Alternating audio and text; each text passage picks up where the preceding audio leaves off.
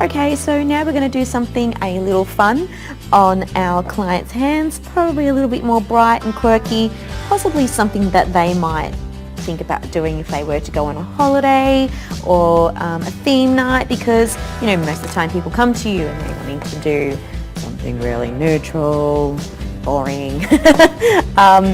But yeah, we're going to go through something that they might want to do if they go away and have like a little feature nail. Every now and again the client will say, oh, I'm going to Hawaii, do my nails this colour, or I'm going to Bali, do my nails this colour. They might want something a little different because they're going away and they feel like doing something that they wouldn't normally do. So we're going to do something really cool today, and we're going to use these 3 colours, and I'm going to create like an ombre graduated effect on the nail. And I'm going to do that first by popping some polish